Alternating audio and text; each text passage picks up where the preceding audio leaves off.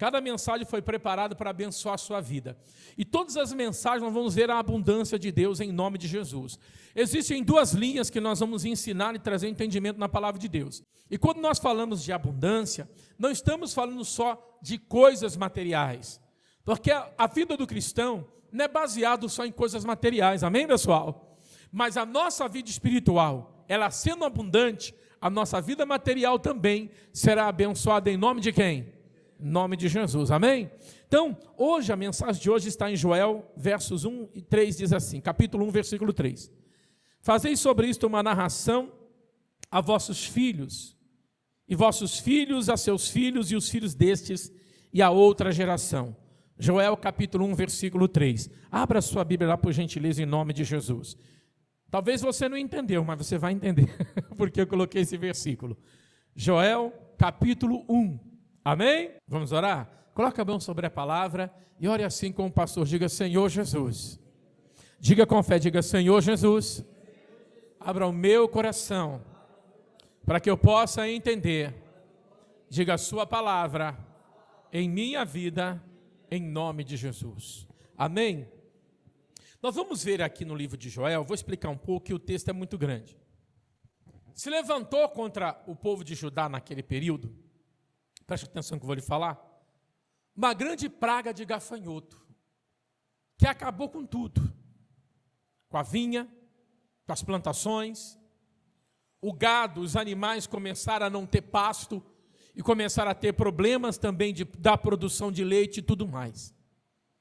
E o que chama a atenção é que diante de toda essa tragédia, de toda aquela escassez, nós não vemos um Deus punitivo. Bem feito, vocês mereceram, eu sou Deus, eu faço o que eu quero. Não, nós vemos um Deus misericordioso, que não se alegra com a escassez. Muitas pessoas, às vezes, elas passam apertos na vida, adversidades e dificuldades na vida, e elas, sem ter conhecimento de Deus, elas acreditam que é ruim, o que é mal, sendo a vontade de Deus para a vida delas. Não é a vontade de Deus. Muitas vezes, o que acontece de mal, às vezes é a maneira que estamos conduzindo a nossa vida. E abrimos portas para o inimigo entrar e trazer todo tipo de mal. Quando aquelas pragas de gafanhotos chegaram sobre Judá, aquilo era algo, ainda que materialmente eram gafanhotos, havia ali também uma força espiritual. Porque Deus, em vez de Deus falar para aquele povo enxugar as lágrimas, não, aconteceu, tinha que acontecer, é o El Ninho, a mudança do clima, é as queimadas, é a Amazônia, um monte de coisa. Deus falou que o povo tinha que buscar a Deus, que aquilo era espiritual. Eles tinham que buscar a Deus para que eles saíssem daquela escassez e vivessem a abundância que Deus tinha para eles. Abundância sem Deus não é abundância. A gente vê pessoas ricas, pessoas prósperas, que têm muito dinheiro, que vivem psicólogos, em psiquiatras, fazem psicanálises, né? Vão nos psicanalistas.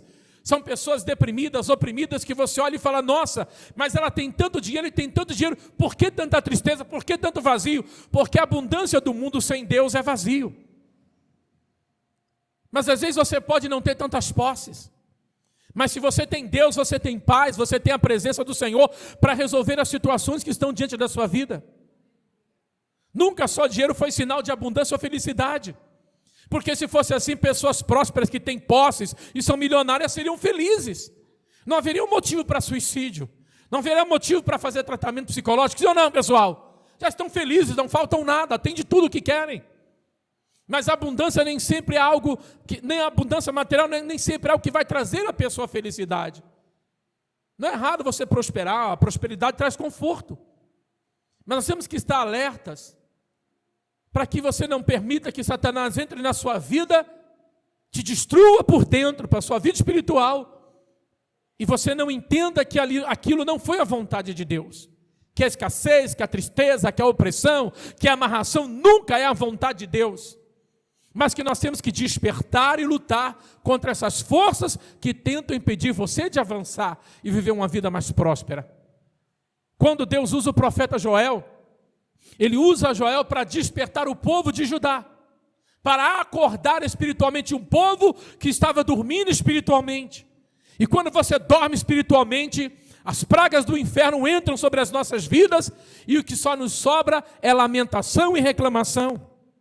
Hoje em dia as pessoas é mais fácil lamentar e reclamar do que buscar em Deus uma resposta, do que se fortalecer na presença do Senhor para mudar as situações.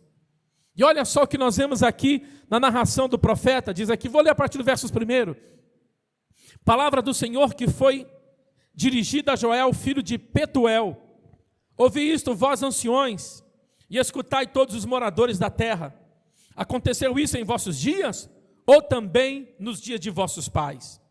Fazei sobre isto uma narração a vossos filhos, e vossos filhos a seus filhos, e os filhos destes, e a outra geração.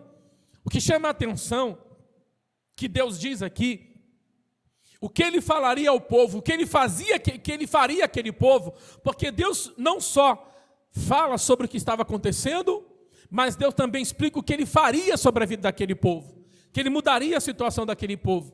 E ele diz que isso não era para ser esquecido, tanto que está aqui em Joel. Não era para ser esquecido, mas era para ser lembrado. Que há tempos nas nossas vidas que muitas vezes o mal vem, a adversidade se levanta. E se nós não reagirmos contra o mal, nós vamos viver escassez na nossa vida, e não a abundância que Deus tem para nós. Tanto que ele começa dizendo aqui, ó, em versículo 4, o que ficou do largato, o comeu o gafanhoto, e o que ficou do gafanhoto, comeu locusta, e o que ficou do locusta, comeu o pulgão. Despertai ébrios e chorai, gemei todos os que bebeis vinho, por causa do mosto, porque tirado é da vossa boca, porque uma nação subiu sobre a minha terra, poderosa e sem números, os seus dentes são dentes de leão, e tem queixadas de um leão velho.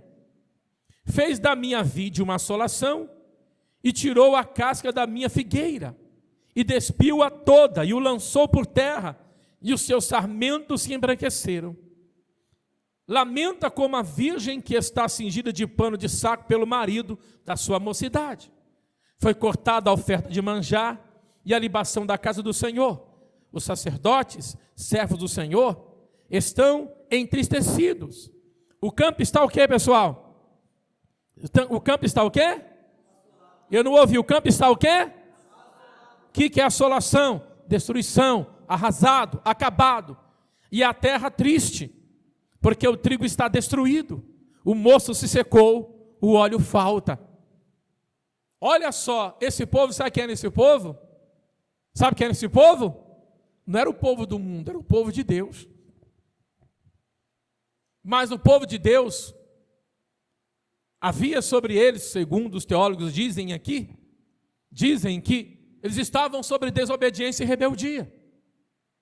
Veio uma praga de gafanhotos, de uma maneira tão poderosa, que acabou com tudo. Era a terra arrasada. Era a terra da promessa, mas estava o que, pessoal? Arrasada.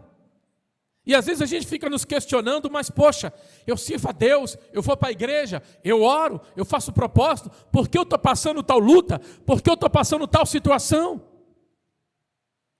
Havia ali uma força, o que estava acontecendo ali não era só algo natural, literal, das pragas que foram lá e destruíram. Era algo muito espiritual, que arrasou com tudo, acabou com tudo. Tudo estava destruído, tudo estava acabado. Aquele povo não tinha esperança de coisas de dias melhores. Veio o mal ali, começou, e tem pessoas que às vezes acontece na vida dela. Ela começa a tomar um prejuízo atrás do outro. As coisas começam a dar errado, é uma semana, é um mês, é um ano difícil. Quando a pessoa pensa que vai se levantar, vem uma coisa, dá um golpe nela, vem uma situação e dá um golpe, ela cai de novo, parece que nunca se levanta. Não tem pessoas que parece que nunca vai se levantar, sim ou não, pessoal? Parece que nunca vai sair daquela situação. Quando parece que tem uma esperança que vai melhorar, ela toma um golpe, vem uma situação que joga de novo em um problema muito pior.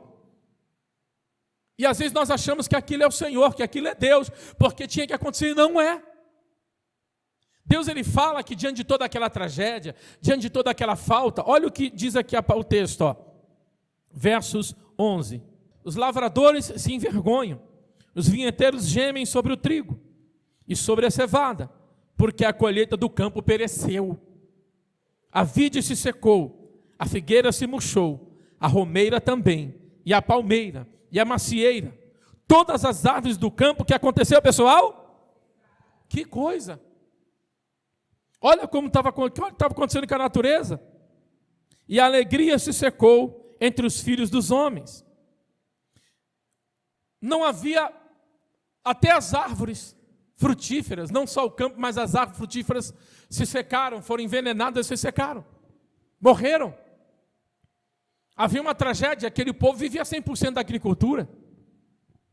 Eles precisavam se alimentar, precisavam comer, precisavam sustentar sua família, mas eles já estavam sendo envergonhados.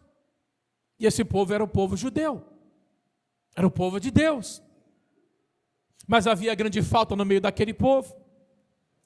O que chama a atenção é que quando Deus ele usa o profeta Joel para falar ao povo, o Senhor não traz desculpas ou algo para enganar o povo, porque Deus não engana ninguém, Deus é verdadeiro.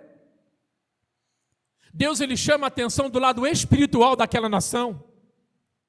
Dá para entender pelo texto que aquela nação estava espiritualmente desligada de Deus. E quando você está espiritualmente desligado de Deus, você abre uma porta para que o inimigo comece a agir em todas as áreas da sua vida. Às vezes você fica só preocupado com o pão que você vai comer, com o seu trabalho, com o seu marido, com a sua esposa, só preocupado com o seu dia a dia, com a sua correria, e essas preocupações, sem você perceber, afastam você espiritualmente do Senhor. E quando estamos afastados, e quando vamos nos afastando do Senhor, nós vamos abrir um precedente, aonde o diabo não vai apresentar para você, dizendo, eu sou o diabo, olha o meu chifre, hoje eu vou perturbar você. Não, ele começa a entrar na área da sua vida, e ali ele começa a gerar destruição. Se é no seu espírito, ele começa a destruir o seu espírito. Se é na sua mente, ele começa a trabalhar na sua mente com pensamentos malignos, pensamentos negativos, porque ele vai encontrando, ele vai entrando, e ele vai começando devagarzinho a destruir. Se você imaginar um gafanhoto só, ele faz alguma coisa? Ele destrói muita coisa, um gafanhoto. Quem já viu gafanhoto? Um gafanhoto só, ele destrói muita coisa, pessoal? Não, mas ele nunca vem sozinho. Quando vem aquelas pragas de gafanhoto, a gente já viu até na televisão, é um enxame que você vê, quando eles passam, eles vão arrasando. O diabo ele não vem sozinho, ele não vem um espírito só, ele vem com todo o inferno, para tentar te destruir, para tentar te manipular. E Deus ele fala para o povo que era necessário, para mudar aquela situação, para tirar eles daquela situação, aquele povo tinha que se voltar a Deus. Por que se voltar a Deus, se o problema era no campo? Olha só. Para que se voltar a Deus, se o problema era porque eram os gafanhotos? Era porque as macieiras morreu? Eram coisas materiais. Para que se voltar a Deus? Às vezes tem pessoas que falam, eu não preciso orar muito não, eu preciso de uma solução para esse problema. Eu preciso que o meu filho seja liberto, eu preciso que essa porta se abra. Tem pessoas que acham que não precisa se voltar para Deus. Porque nem tudo é oração na mente de muitas pessoas. Nem tudo é buscar Deus, nem tudo é não sei o quê. A gente tem que correr. O que adianta correr e não chegar a lugar nenhum? O que adianta correr, trabalhar e o gafanhoto vir destruir todo o seu esforço, toda a sua luta, e você fica envergonhado, fica sofrendo a vida inteira. Deus ele chama a atenção, Deus poderia falar, é porque o El Ninho veio, destruiu tudo, então vamos lá, pega as sementes de novo, vamos plantar, a vida é assim mesmo. Não, Deus fala que era necessário aquele povo se voltar para Deus e buscar a Deus. E às vezes a sua vida não está bem, as coisas não estão acontecendo como você pensa, não, porque foi o fulano, porque foi o Beltrano, é porque, e você não entende que isso é espiritual. Você não entende que é uma força que está impedindo você de vencer, impedindo você de alcançar, de mudar a sua vida. Tem pessoas que entram ensaiando e não saem do lugar. Eles haviam perdido tudo, nada deu certo, tudo deu errado. Estava faltando, até as ofertas para a casa de Deus estava faltando, pessoal.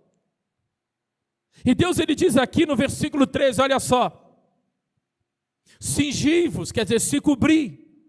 Era costume deles se cobrirem com saco de pano para se humilhar.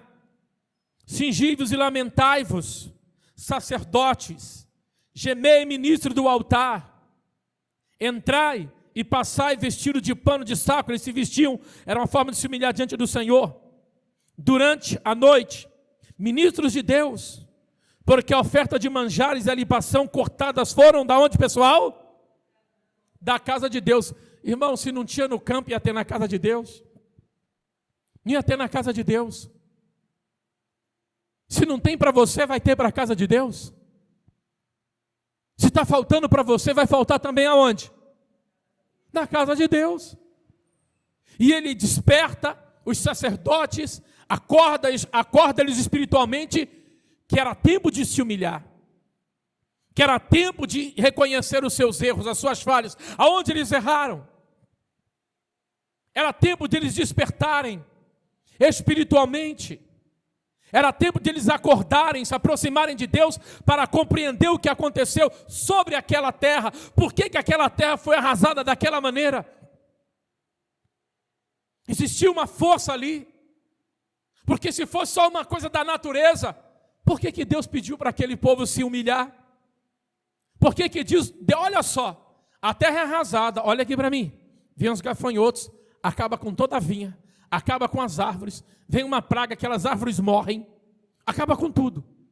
E sabe o que Deus fala para aquele povo? Se humilhe e jejue diante da minha presença. Deus pediu para que eles se humilhassem e para que eles começassem a jejuar, quebrantar a carnalidade deles para se aproximarem do Senhor. Sabe por quê?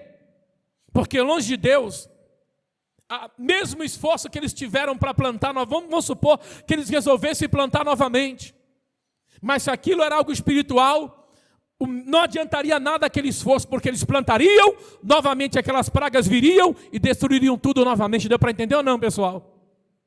Às vezes na vida das pessoas, tem pessoas que a vida delas é assim, sempre acontece novamente. Quando ela está começando a se levantar, quando parece que ela voltou a plantar de novo, que vai colher, vem algo e destrói, vem algo e leva, vem algo e arrasta. E a pessoa nunca consegue colher do fruto do seu trabalho, do seu esforço, na área da sua vida. E Deus, ele ordena àquele povo que era necessário que eles se santificassem. Olha o que diz o versículo 14.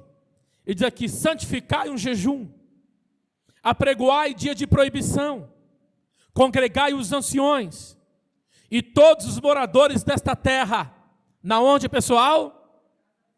Na casa do Senhor vosso Deus. E clamai a quem? A quem você tem clamado diante da adversidade? Às vezes estamos passando tantas lutas e o lugar que menos a gente vai é na casa do Senhor. E o tempo que a gente menos tem é de orar. O diabo está arrasando, está destruindo, está se levantando, e o que nós estamos fazendo? Se Deus amasse a escassez, se Deus amasse a destruição, Ele não pediria para aquele povo buscar o Senhor. Ele falaria, essa é a minha vontade. Eu estou permitindo vocês sofrerem, vocês têm que passar isso, vocês merecem o que vocês estão passando, não. Ele fala, voltem para mim. Sacerdotes, profetas, jejuem, se humilhem. A humilhação, o jejum, era para reconhecer os seus pecados, para procurar compreender em Deus aonde aquele povo, aonde aquelas pessoas haviam falhado. E Deus falaria àquele povo.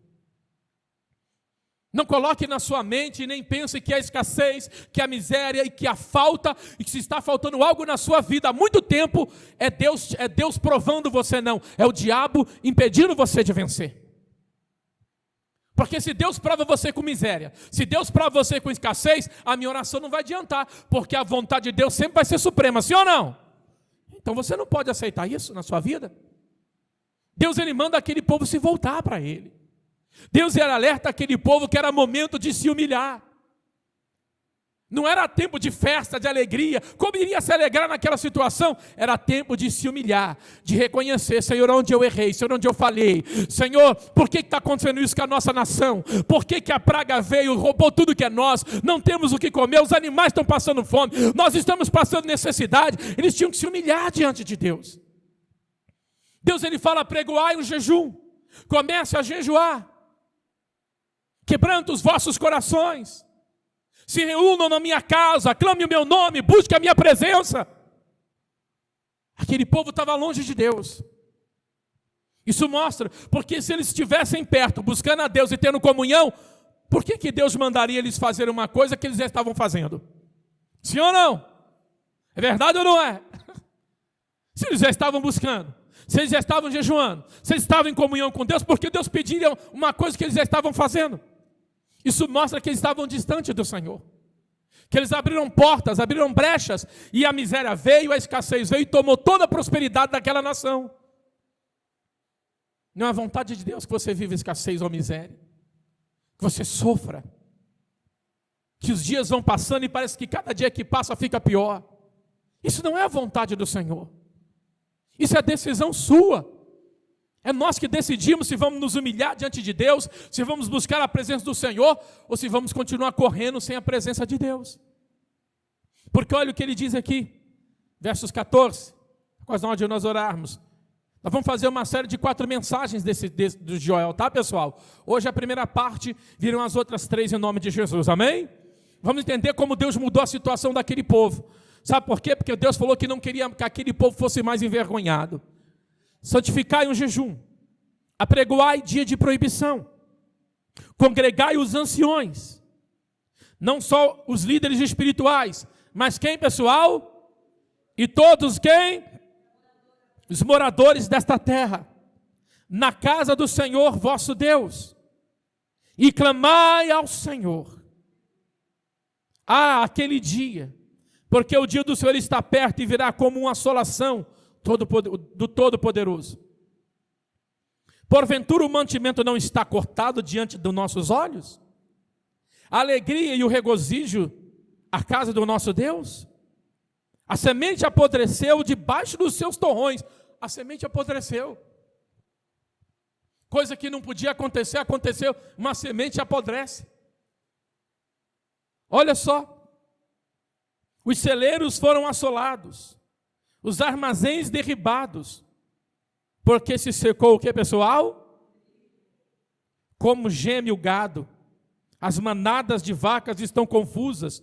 Porque não tem pasto. Olha só. Também os rebanhos de ovelhas são o que, pessoal? Destruídos.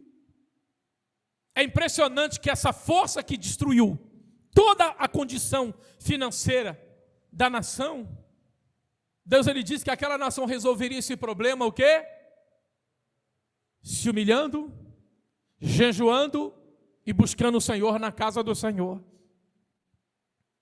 Olha a destruição, não foi só os gafanhotos. Sementes apodreceram, simplesmente apodreceram. Árvores morreram, não davam mais frutos. Não havia mais pasto. Os animais estavam morrendo. Era total assolação no meio do povo. E Deus ele diz aqui, para encerrar, versos 19: A ti, ó Senhor, clamo, porque o fogo consumiu os pastos do deserto, e a chama abrasou todas as árvores do campo. Também todos os animais do campo bramam a ti, porque os rios, o que aconteceu com os rios, pessoal? E o fogo consumiu os pastos do deserto. Olha a assolação que Judá vivia.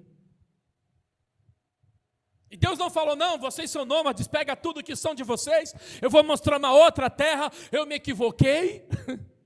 Eu pensei que essa terra manaria leite e mel durante todo o tempo, eu errei, infelizmente eu falei com vocês, pega tudo, vamos achar outra terra. Não, Deus não equivocou. Deus não errou. A palavra de Deus não errou. Aquela terra manava leite e mel. Mas o distanciamento daquele povo para com Deus abriu porta para uma terra que é para ser abençoada, se tornou em assolação. O Senhor não te chamou, não te trouxe do mundo para você ser destruído.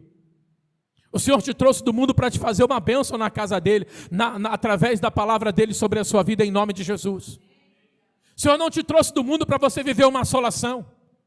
para viver destruição, escassez, ser humilhado, ser envergonhado, a vida amarrada. Parece que a vida do crente é só chorar, parece que a vida do crente é só lamentar, parece que a vida do crente é só problema. Não é isso que Deus quer na nossa vida a vida inteira.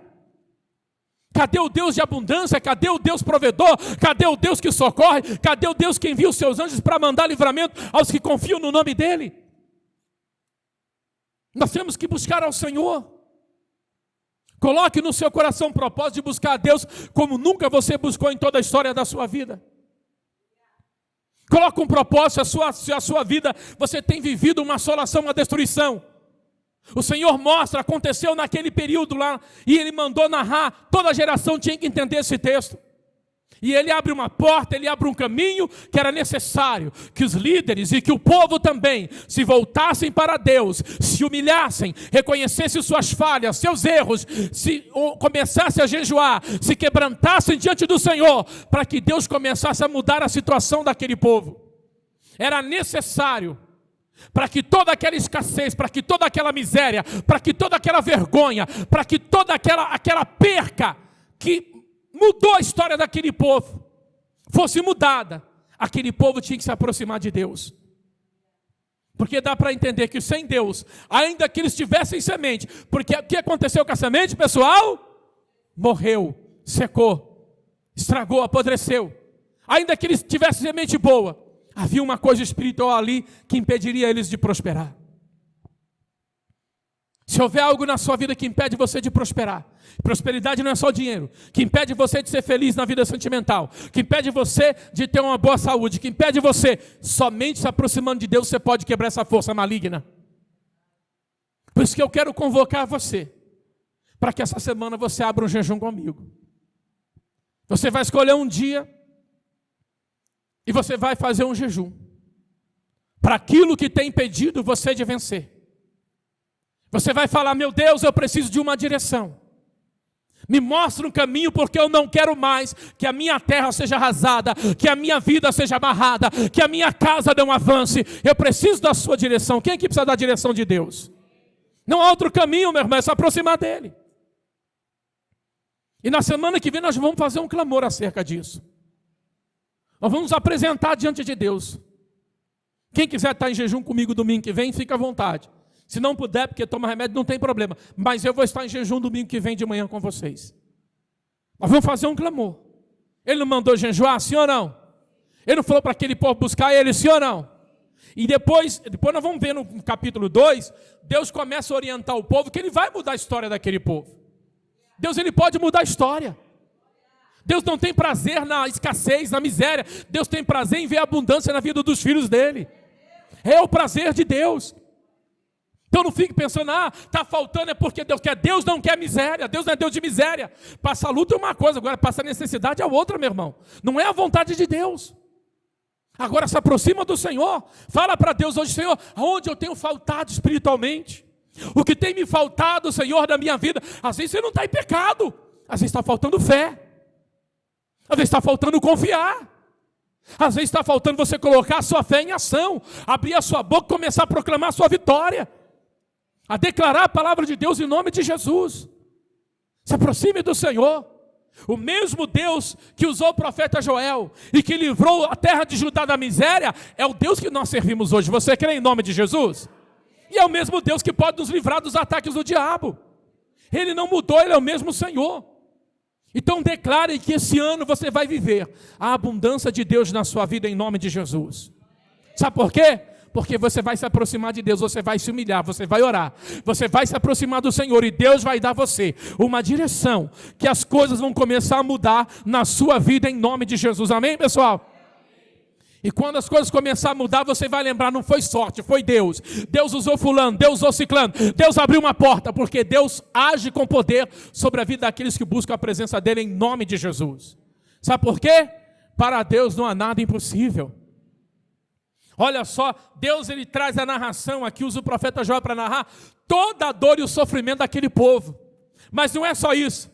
Deus também, nós vamos ver semana que vem, traz esperança àquele povo. Deus traz esperança para você hoje. Você pode estar vivendo os piores dias da sua vida, mas esse tempo de sofrimento vai acabar em nome do Senhor. Deus vai trazer refrigério para a sua vida. Deus vai trazer, o seu choro vai se tornar não um choro de tristeza, mas em cânticos de alegria em nome do Senhor Jesus. Deus será glorificado na sua vida. Pode colocar isso no seu coração. Deus será glorificado na minha vida em nome de quem? Em nome do Senhor Jesus. Amém, igreja? Vamos aplaudir Jesus? Guarde essa palavra no seu coração.